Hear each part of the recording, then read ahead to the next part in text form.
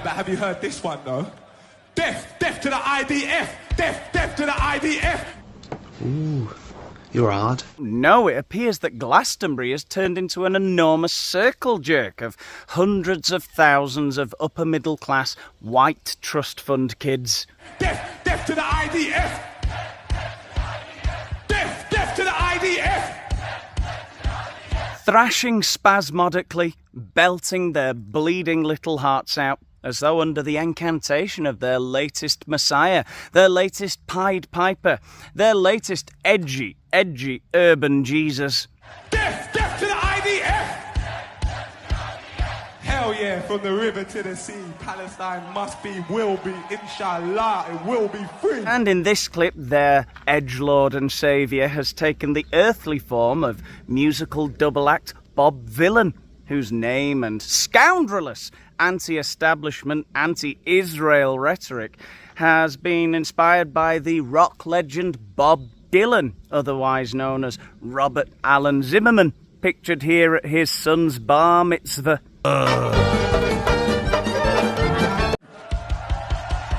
Ah, what a strange time to be alive. Nobody knows what the fuck they're doing anymore. Nothing means anything. And Glastonbury is a perfect microcosm, a manifestation of all of that. So let's see what's going on. Who's Daniel Boland?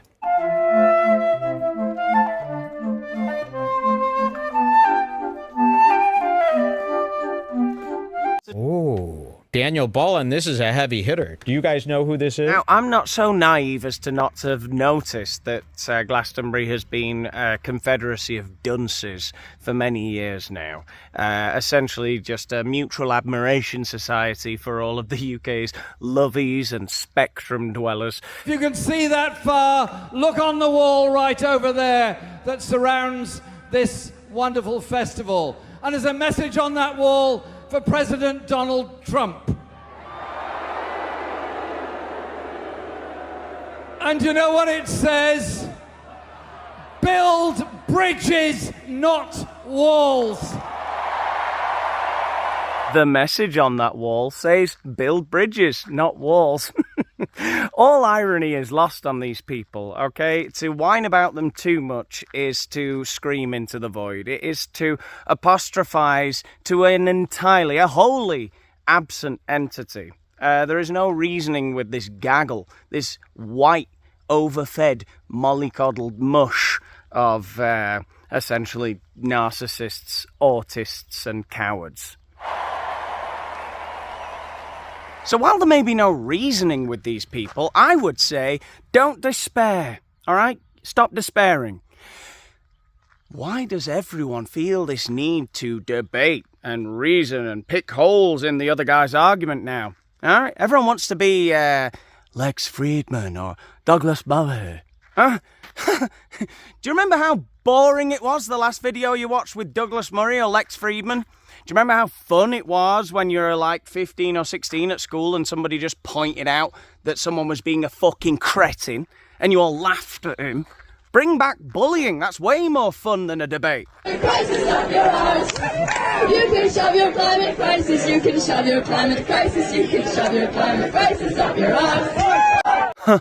Pretty rich Greta Thunberg preaching about the climate crisis from inside a £400 a ticket music festival, which she arrived at, by the way, on an aeroplane, which means her carbon footprint. Shut up!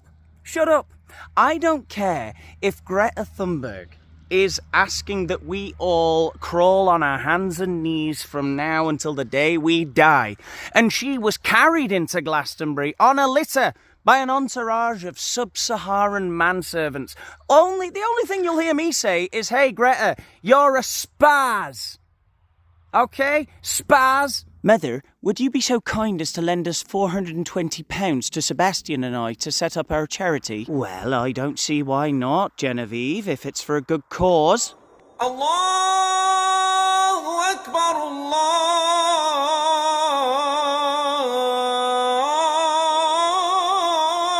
Akbar. Allahu Akbar is right. That's really the vibe I'm getting from Glastonbury and from, the 2025 summer this year. What was it last year? Brat, that was it, wasn't it? Now, this year, it's very much Allahu Akbar and Italo Disco.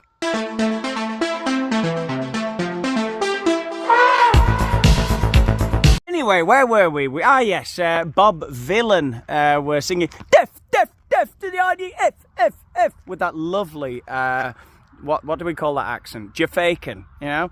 Popularised by Dizzy Rascal about 25 years ago. So, let's see what else they've got to say for themselves.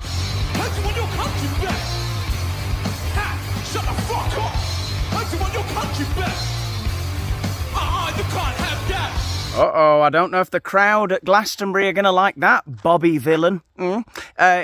Telling us we can't have our country back. Oh, I wonder how they took it. Oh, I see the risk paid off, Bobby. God, I just love the way he tells us to shut the fuck up, that we can't have our country back. Fabulous stuff, but what do these derivative demons do in their downtime, I bet is what you're all wondering. Apart from, you know, listening to Rage Against the Machine and the Beastie Boys, of course. While Zionists are crying on socials, I've just had a late night vegan ice cream. Fascinating stuff, Bobby. It's amazing, really, to see that you can't even have a late night vegan ice cream on your own without posting about the Zionists. It's almost as though you don't have a real personality at all. I don't see any borders. Do you? They passed through a 13-foot Glastonbury fence to pin up this flag without any sense of irony whatsoever. Glastonbury, we're Kneecap, Chucky Arla, Free Palestine. Oh my God, Kneecap, you're on the stage at Glastonbury. What are you doing saying Free Palestine? They're going to flay you alive.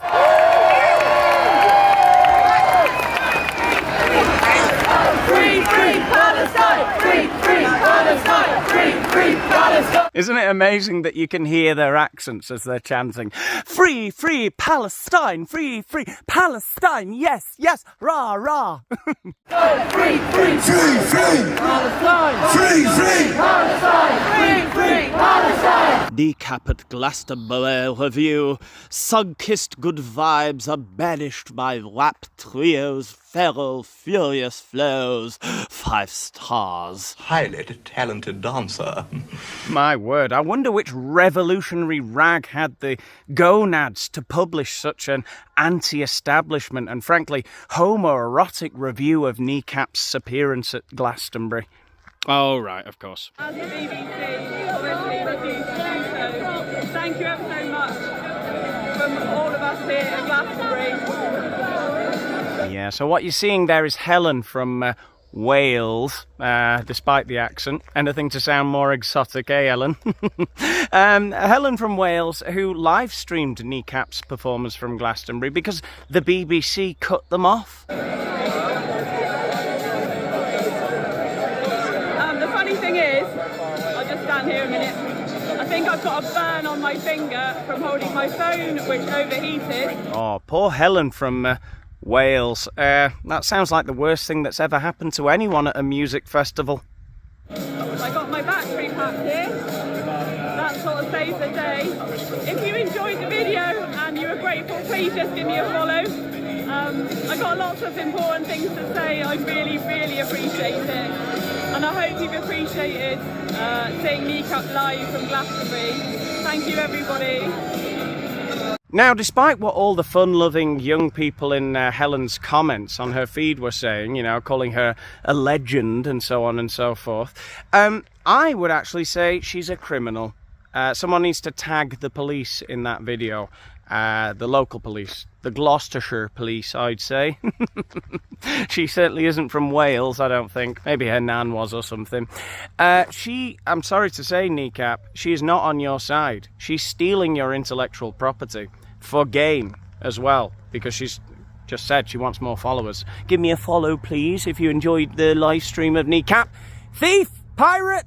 I used to work in a youth club separately to that. He used to organise like an Irish language festival. It was you know, like there'd be panel talks and like book launches and stuff during the day, and then at night there would be like community dinners. There'd be tunes and stuff. Well, that sounds like a laugh, lads, eh? The Irish Language Festival with book launches. Fucking hell. You know, I'm sorry. I can't stand people leaning too hard into their heritage. I really can't. Sorry. So that's how we met. We kind of met for that. Like, it was like that sort of like subculture of young people growing up in urban settings that spoke Irish. Ooh, a dangerous subculture of people who did book launches in Irish. God damn. You bore the shit out of me, you people. Hey, you know what? I think I've mentioned this before. All of my family are Irish. It never comes up. Ever. Alright? Get over it. Like, it's like relatively new that like there's people in cities that speak Irish, because it obviously with colonialism and all that bad behaviour, it was driven to near extinction in Ireland, you know. Too soon. So too soon. It's only been 800 years. Who's counting? Dear, I see why the BBC were forced to cut off these dangerous mavericks, these renegades talking about colonialism and stuff. Palestine! Free, free! Palestine! Free, free! Palestine! Free, free! Palestine! Yes! Palestine! We said it before, the story isn't about Kneecap, it's about the genocide that's happening right now in Palestine. And we're blessed that we have this opportunity to be in the sun in a festival, having the crack.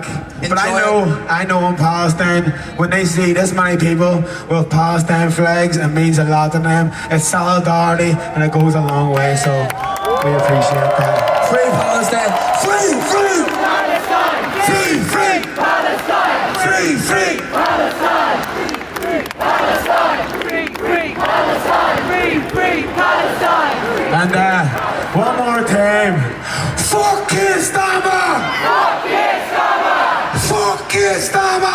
Fuck Islama! Fuck Islama! Fuck Islama! Fuck Islama! Fuck Islama! Fuck Islama? Oh no. You've confused the normies. Look, I'm going to say this. Hats off to all of the international communists who are running everything. And they are.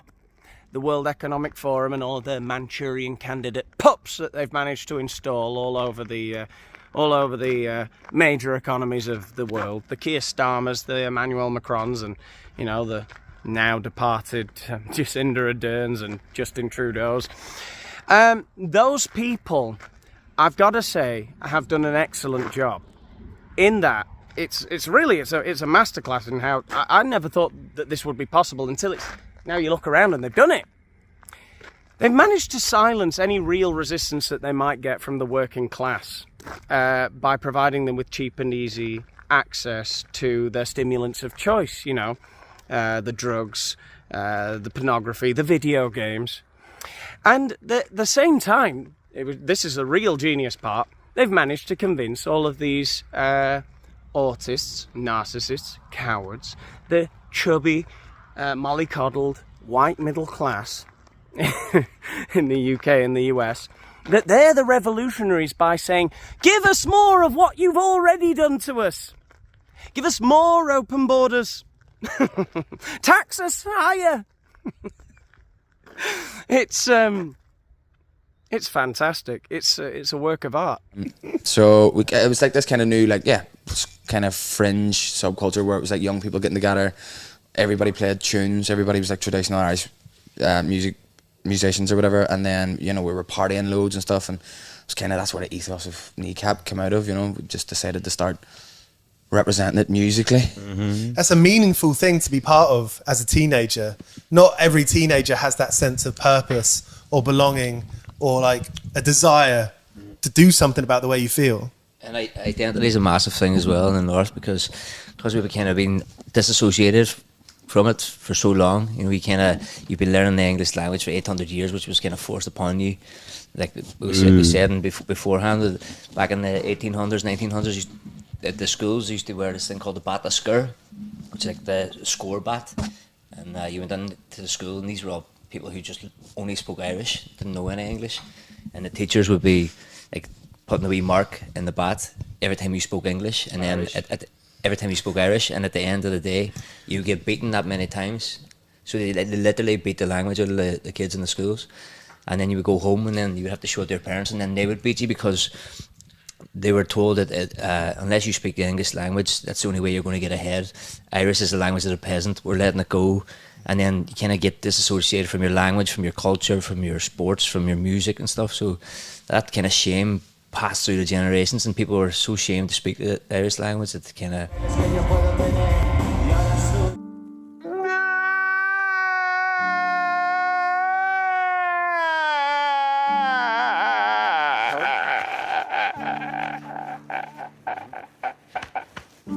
Ah, you see, that's why Kneecap are so angry. They've had to learn English for 800 years. That must have been really boring. Anyway, I don't know what else to tell you. Glastonbury is do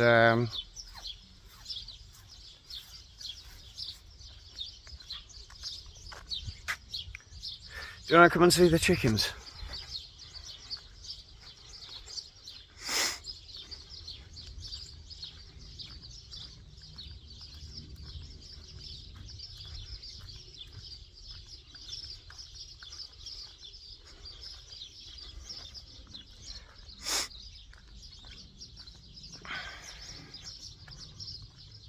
Oh, someone's let them out.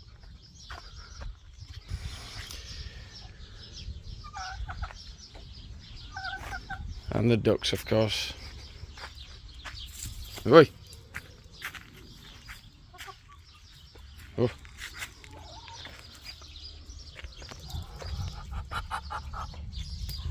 All right. Okay. I've lost my train of thought.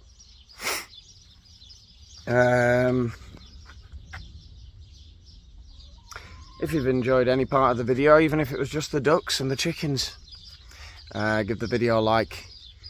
Let me know what you thought about all of this, Glastonbury and so on, in the comments. And follow me on Instagram, follow me on X, and if you want to help out with the channel even further, follow me on Patreon as well. All of that is under the video in the description. Subscribe to the channel if you haven't done so already, and I'll see you in the next one.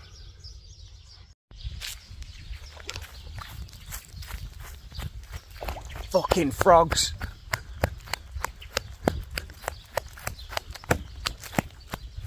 Yeah.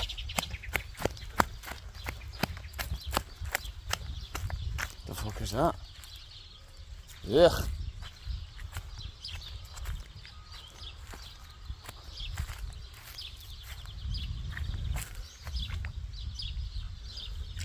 Oh.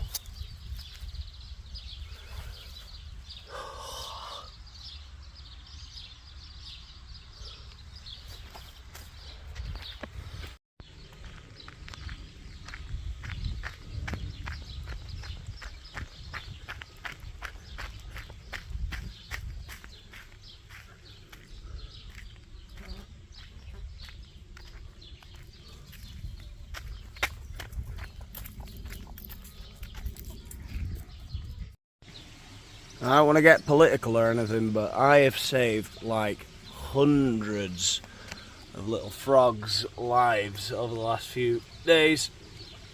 Come on! Okay, now. Oh! Whoa! Fucking hell. Ah! There we go.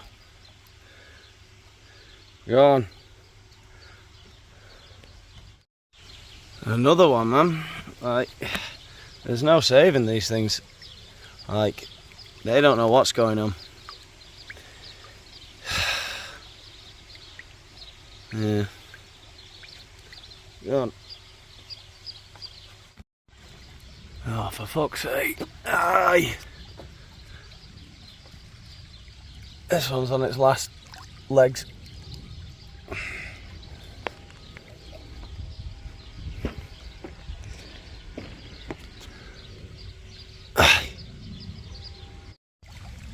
God damn.